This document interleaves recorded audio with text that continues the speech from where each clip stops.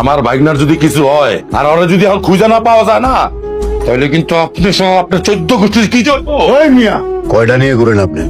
আমার লয়ে ঘোরা লাগে না, ইশারাতেই কাফ। ইশারা দেওয়ার জন্য তো আঙ্গুলটা থাকুন লাগবো নাকি? ওই মারছে? কই মারছে? তোর কিছু করছে? আমার কম তোর পুলিশ কিছু করছে? আপনি মারছেন আমার ভাইটারে? ভাই তোর কই মারছে? কি কি অবস্থা করছে আমার ভাস্তিটারা? আমি তখনই তোর বাপরে কইছিলাম, হ্যাঁ এখন বোঝ, রাস্তায় ঘুরতে হইতেছে তোর।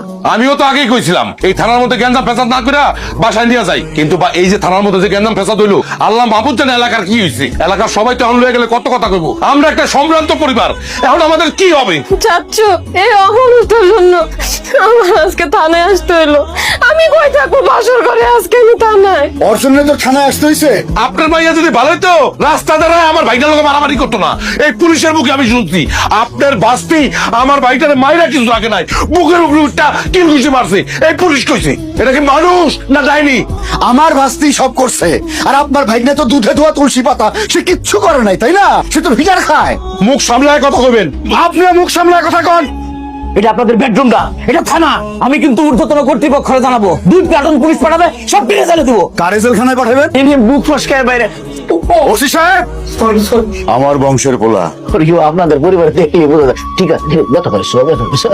তোর আগে কইছিলাম এই বদমাস পোলা তোর জীবনটা ধ্বংস করে দেবে। শুনলে তো আমার কথা, চল বাইরে। স্যাররা কি? সিটে গিয়ে বসেন, যান।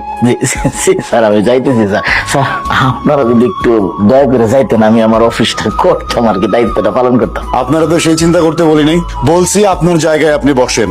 জি জি স্যার, বসবো স্যার। স্যার আপনারা যাবেন না স্যার? আবার কথা বলেন, আপনি বসবেন। আপনার থানায় কোনো কনস্টেবল নাই? স্যার ছিল। ওই ওনারা দুজন যখন মারামারি লাগছে, শুরুতে তারা বেশ আনন্দ পাইতেছিল। ওই ঘুষি লাথি চোর যখন তাদের উপরে পড়ছে, তারা জীবন বাঁচানোর জন্য পালাইছে। বিশ্বাস করেন আমারে, আমিও পালাইতাম। আমি না স্যার বুকার মতো ওইদিকে না গিয়ে এইদিকে এসে পরে দেখলাম একমাত্র টেবিলের নিচে ছাড়া জায়গা নেই। দায়িত্ববোধ বলতে তো একটা কথা আছে। ওসি হিসাবে আমি থেকে গেছি, কনস্টেবল আউট। আবার কিন্তু 2 লাইন বেশি বলতেছেন আপনি, কথা ছোট করে বলার চেষ্টা করবেন।